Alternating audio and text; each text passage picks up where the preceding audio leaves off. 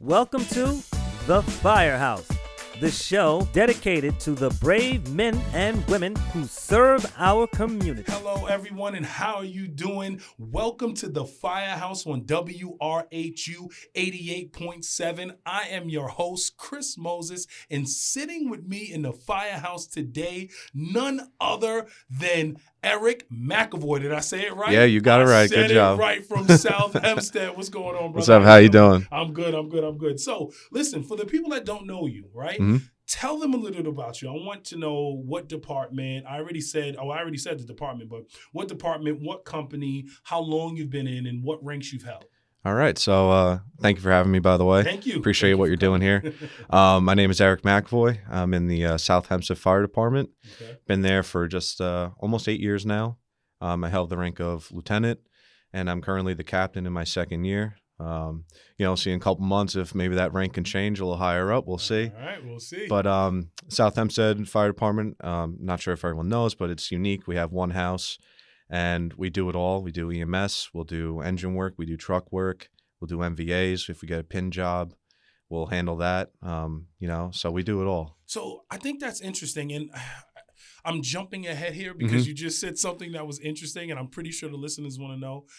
You said one house. Yes. So you do everything in one house versus other departments that have an engine company, a truck company, the Right. EMS company out of this one house. So how does that look? Like when you decide to join South Hempstead, your training must be rigorous. Like you're learning every single position. It's definitely unique. We have we don't have a high call volume, but I've been saying, at least to all the probies too, I'm saying like you'll get really well rounded because you get your hands in everything.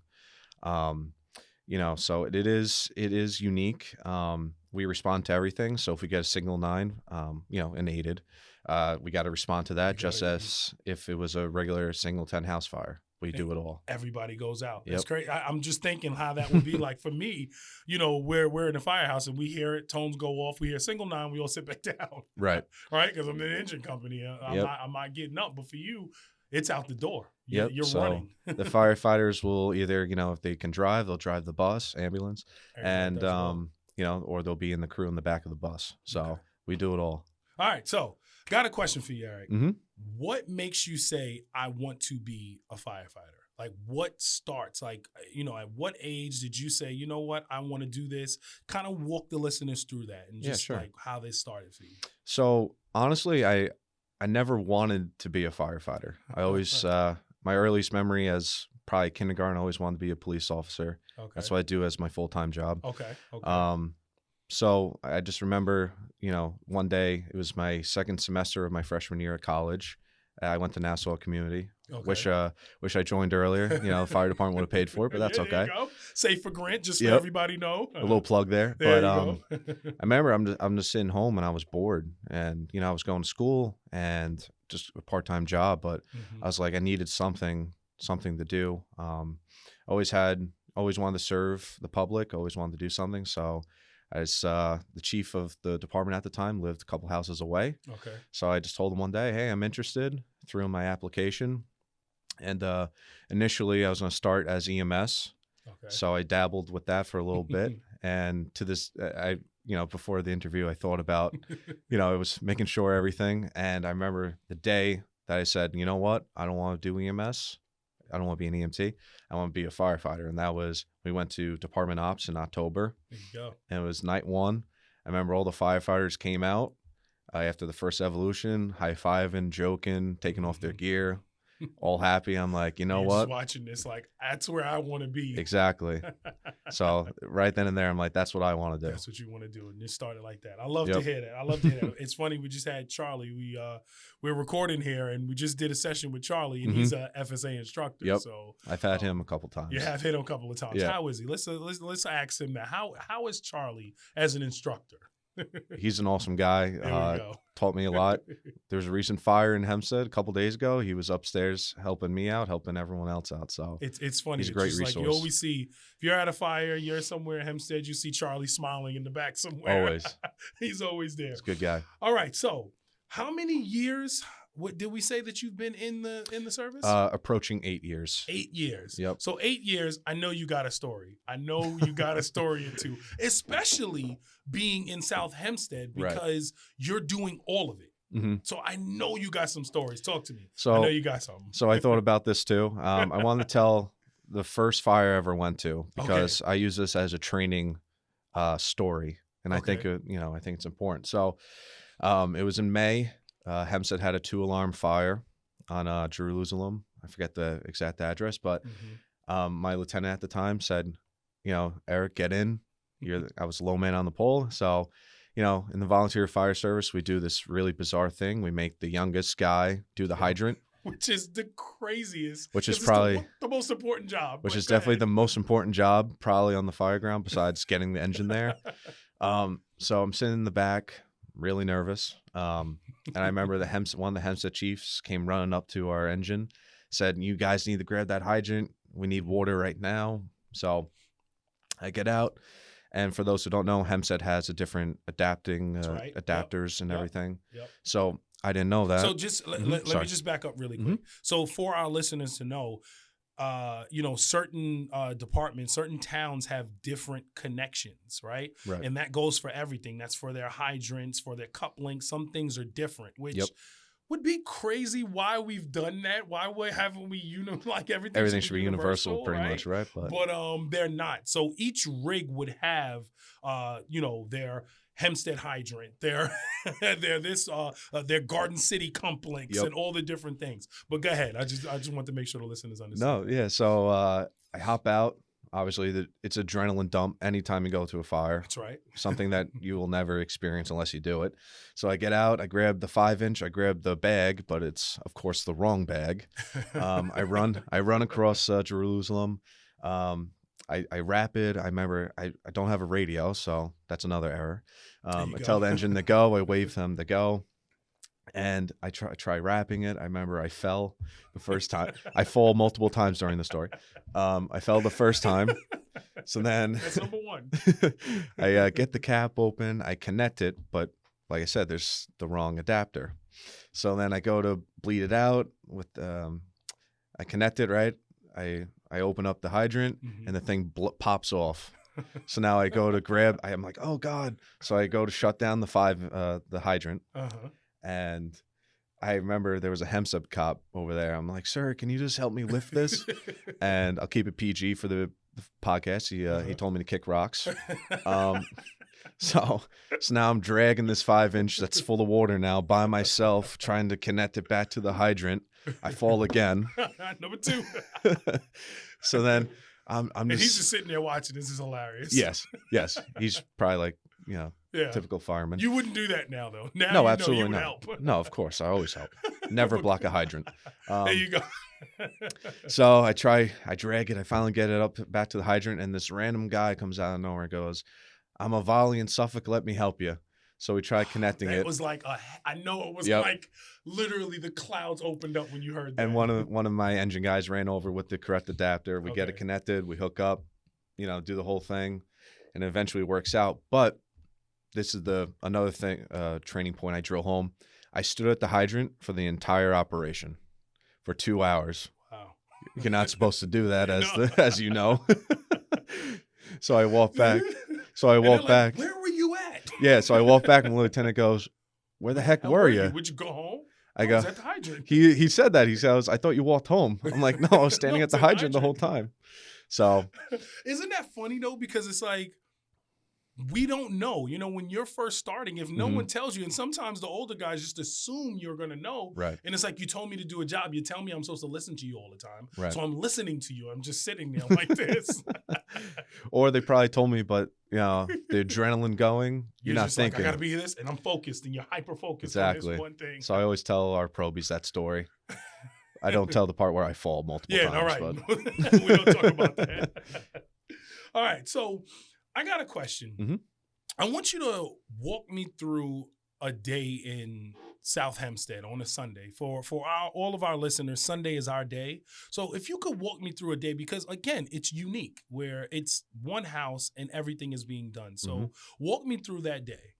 Yeah, so a typical Sunday, we'll try to get some bagels and some coffee around 9:30, and we try to start drills at 10, Okay. 10 in the morning.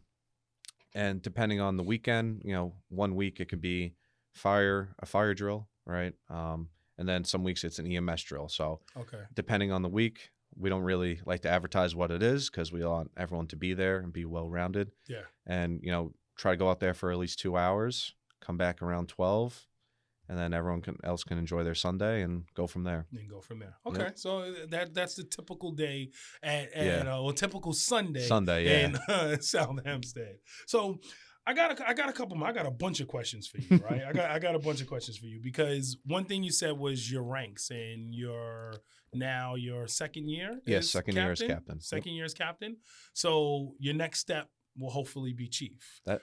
That's the plan. That's the plan. What makes you want to kind of take that step to go there? Because, you're just the captain. And how does that even work? So let's back up. Because if you're just captain for Uniondale and a couple other places I know, when I was captain of the engine company. Right. And now if I'm the chief, now I'm the captain of all the companies. So how does that work in your house? Is it just engine you were captain of, or like what? Yeah, so I'm captain of, we call it apparatus, right? So Okay. I'm responsible for all the the fire trucks, anything that's fire related, I'm responsible for. Obviously, the chief of the department oversees everything, and the Okay. assistant chief as well. And then we have a separate rescue side, which is we have a separate captain And then for that. they'll have their own captain. Yep. So Okay. they're responsible for the ambulances and Good. all the rescue stuff. Okay. So what makes you say I'm gonna make this step? Because a lot of people don't do that, as you know. Mhm. You've been in 8 years. Some people are like they're Yep. not taking that step. So what makes you say I want to take that step to chief? I mean, initially when I joined, I didn't think I would ever want to be chief, but these past couple of years of being in a leadership position, I realized how important it is. And we have a group of young guys that are in there now, and I think it's important that they have someone to look up to that's a little closer to them in age. I mean, I'm 27, but still. But still, it gets them to, understand and someone in there that they can kind of, I guess, kind of mesh with more and understand on their level. And I think I have enough confidence in myself that I think I'll be able to do a good job. And, I'm just looking forward to the opportunity to do that. So, well, listen, yeah. Eric for chief, let's go. Eric for chief, let's go. All right, so I got a question for you. Firefighting and even at work, but just throughout life, you've chose to volunteer as well as your job is high stress. Yes. And you're dealing with different personalities all day, every single day, right? How do you keep that camaraderie, especially in the volunteer services and, in your firehouse under these high stress and this person with this attitude and this? How do you still keep that camaraderie? Well, I think it's important to keep a open dialogue of communication, right?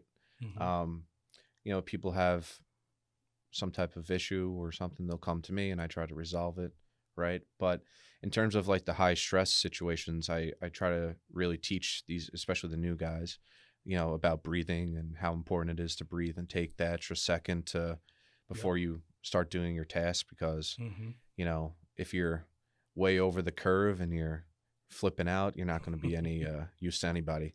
Yeah. And then as the leadership position, I try to emulate that. So I try to remain calm as best as I can, because if the guys in the back, if I turn around and they see me, freaking out, what are they going to do? What are you going to do? Yeah. That's right. You're at the head. So you got to be able to be calm and relax, and then they will follow. Yep. That is so true. And that's why they need you in the chief's office. That's why they need you in there right now to calm them down. All right. So got another question for you. You know what? Before we get into a question, you only gave me one story. I need another story. Oh, God. I know you got another one. All right. So I know you got another one. Another one I thought about, but just shows I thought about it, like I said, and it really brings how we do everything. So there was a fire in our we cover part of Rockville Center, which is the unincorporated village. Same thing with Baldwin. We call it the Baldwin Oaks. But this fire would happen to be in the Rockville Center portion, and I was late to the fire, but that's okay. I still got a lot of work in. But I remember pulling up, in my personal car, and I see two what I thought were bodies on the lawn. So I run up, and they turn out to be dogs. And luckily, our EMS staff got to resuscitate the dogs, and they lived, right? So now I go inside. Did you witness them resuscitating the dogs? They had the oxygen on them. And the whole 9 yards? The whole 9 yards, wow. yeah. Okay. So that's amazing to me. Yeah. And then so I go inside, and long story short, I remember he's now my lieutenant, but at the time he was a probie. Mm-hmm. We saved the chinchilla in the that was floating in its cage in the cage was floating in the basement of this house. So something funny like that. There's always something funny. There's always something that goes on that you can look back into. And that's one thing that, like you said, he was your probie and now the lieutenant. Yep. And it's like you get these lifelong friends from, exactly. from the volunteer service and people that you literally will rely on sometimes more than your family, right? Yeah. Because these people are the people that you went into something like that with. So talking about that, retention and recruitment. How do you feel about that? I know one of the reasons why we do this show is because in a whole we're hurting, Right.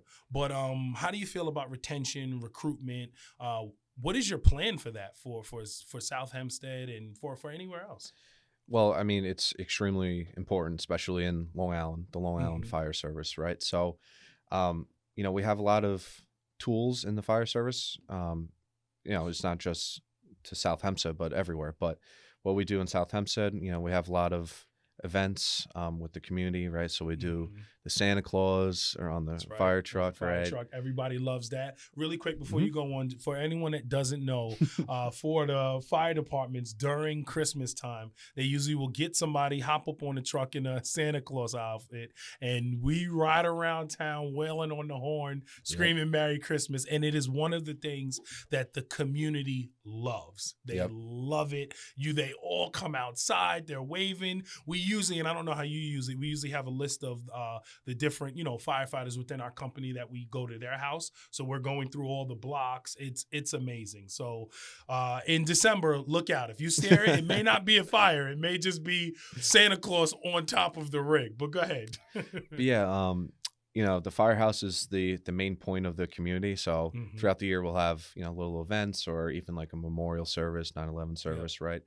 But for recruitment, right, we offer gym memberships to members. Obviously, the SAFER grants there. Yep. And for you all that don't know, the SAFER grant is basically a grant where you get to go to the community college in your area for free.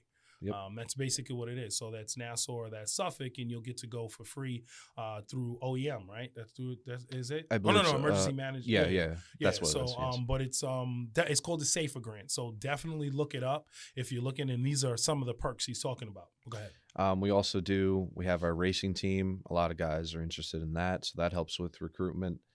And then just making people feel welcomed, and then that goes into recruitment and retention. That's right. I think it's really important to have team building things, right? Even if that's just hanging out,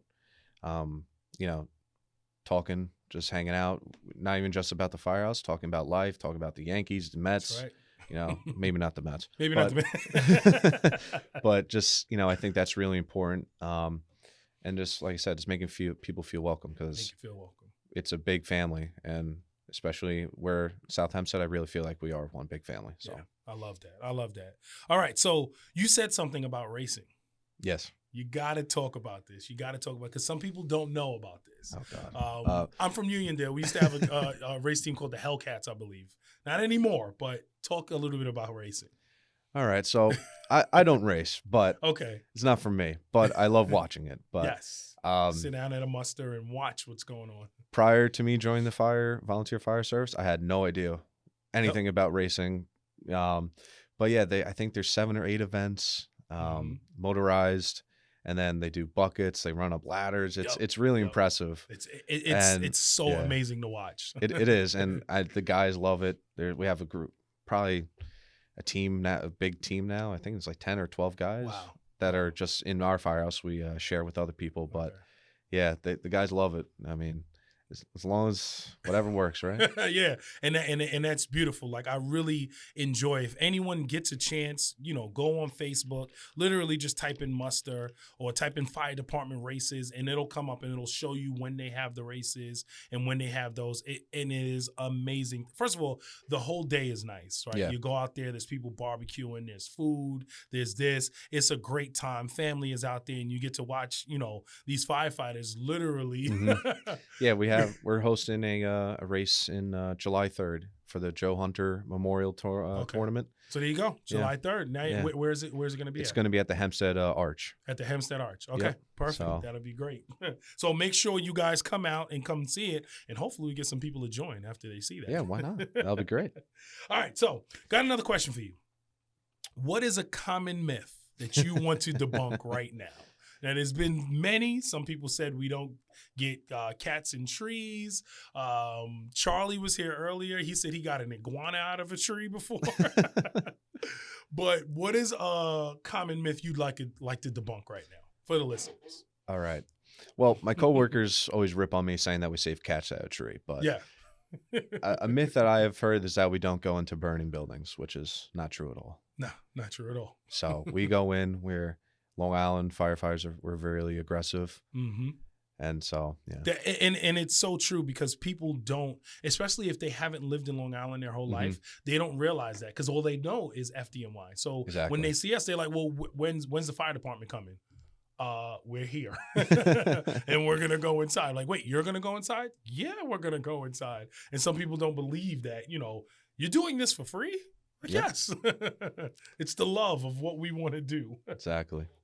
All right, so we're gonna keep going here. And you know what? Let's take a second and let's play the game. Let's just do it. God. Let's do it All now. right, let's do it. Let's get it going. do Let's it. get the game going. This is called the flashover for all the listeners that have not been here or have not been following along. We play a game called the flashover. So with the flashover, I'm gonna ask Eric a bunch of questions and they're gonna be really quick. But Eric, really quick, what's a flashover? So a flashover is, if you're in a room or a house, everything just at the same time just goes up just like that. Boom, just like that, very quick. And that's what the premise of this game is. I might ask him Android or Apple. He has to give me the question really, really quick. And it's funny because some of the listeners actually have commented and they were asking me to change some of the questions. But then most people were like, no, keep the questions the way they are because they want to know what each person is going to say. Because I'm going to let you know, these shows that I've picked and the questions, these are like shows really near and dear to firefighters. So, you might lose a friend if you say the wrong one. But anyway, Eric, are you ready for the flashover? I'm ready. Let's do it. All right, he's ready for the flashover. Okay, here we go. Chicago Fire, rescue me. Chicago Fire. Rescue me, third watch. Rescue me. Backdraft, ladder 49. Ladder 49. Ladder 49. And the most important question, which is going to be interesting to hear from Eric right now, is engine or truck? This is tough. This is tough, especially coming from South Hempstead. It took me a while to think about this. Okay. It did. All right, and I'm going to need the answer and then why you picked that one. Engine. Engine, there we go. Boom. I'm an engine man. I love that to all my engine guys out there. I love that he said that. So what makes you say engine? It's just you got to get the water on the fire. That's right. You know? Get the wet stuff on the red stuff. I had a truck guy here. He said if he was guaranteed the nozzle every single time, then he would be an engine. That's what he said he wanted to do. All right, so we're going to keep going here and ask a couple more questions because, talking about these TV shows and all of that, what is something that you have seen that is like over dramatized, right? Oh my God. And before you even answer that question, sorry to jump back, but you said ladder 49 over backdraft. Some people may feel some type of way about that, right? Why did you pick ladder 49 over backdraft? I don't know. I mean, backdraft, guys are jumping off of platforms, right? That scene, I'm like, come on, that's What not are you real. doing? They're running around with no mask. Maybe back in the day, but come on, No, you can't even do back that. in the day, they couldn't do that. No. So, all right. So talking about that, what is something that you've seen that is over dramatized in these shows that we do? What is the most, I guess, accurate portrayal of what you do? And then what's the most exaggerated? I mean, something that came right to my mind is the I think it's Chicago Fire, where you can see them talking with their face piece, and everyone can hear each other. They're reading each other's lips Yeah, on the so fire floor. That's just ridiculous. It just does not happen for everyone. I think everybody on the show has said that. They're like, that does not happen. You cannot see anything. But yeah, listen. Let's keep going though. I got another question. Being a volunteer, how has it changed and how has it shaped your life? Oh, wow. Yeah. I mean, right off the bat, I have a bigger family now, Yes. lifelong friendships. Mm-hmm. I met my girlfriend through the fire department. Is she in? Yeah, Fire department? she's a firefighter EMT. Look at that. She's a All lieutenant right, so wait, of rescue. who's getting out? Who's getting out first? You're in the same department? Yeah. All right, so who's getting out first? When in the house, you have kids? Not yet. No kids. So No who's kids, getting no. out first? We need to know. Me. You're come on. No. Sorry, hon. I'm out before you. I'm out the door. But go ahead. Keep going. There's sometimes she'll wake me up. Okay. Yeah, Okay. but Huh? What was the question? I'm sorry. Oh yeah, no problem. How's it shaped your life being a volunteer? Yep. Yeah, so just like I said, family, and it helped me professionally, how to deal with adrenaline, Yeah. and gaining valuable experience, how to talk to people, how to work as a team with other people. And, I got my mom involved in the Firehouse, Is she? unofficially. Okay. She's a buff. Okay. She's out there. If there's fires I miss, she'll go to the scene and FaceTime me. Oh, there you go. Yeah. You gotta It's love that. happened a Thanks, few times. Mom. Yeah. When I Thanks, lived at Mom. home, she would wake me up if I didn't hear my pager. Get up, let's go. Yep. I love that. I really do. But let me also ask you a question. Have you ever been to a fire with your girl? Yes. Like, Yes. turn to the left and it's her there. Yeah. How is that? Because that dynamic of, this is my girlfriend I'm protecting. How does that interfere? Because you kind of got to trust her to do her job. Yeah. You got to do your job. But in the back of your mind, you're like, hey, is she okay? Like, how does that work? Well, I try to be as professional as I can. Okay. At the end of the day, at the fire scene, she's the firefighter. I'm her captain, and we try to do the best we can. Fall back to our training. Mm-hmm. There was a time a couple years ago now, I was the officer, and then we had a nozzle, and she was the backup, and she ended up being the nozzle at a fire for a little bit. Okay. So yeah, we go to fires a lot together now. That's pretty cool. Like to see that, to turn to the left and then that's my girl. And then to go home and then talk about it. Plus, it makes it easier when you go home in the middle of the night. She know where you were because you was with her the whole time. Yeah. Right? Because that's something that we get as firefighters. It's like, I've been out all night. Where were you at? You're that? Or sitting at the firehouse. She understands because she's probably right there with you. Yes. We're hanging out at the firehouse learning. Yep. So she gets it. So that helps out a lot. That definitely does.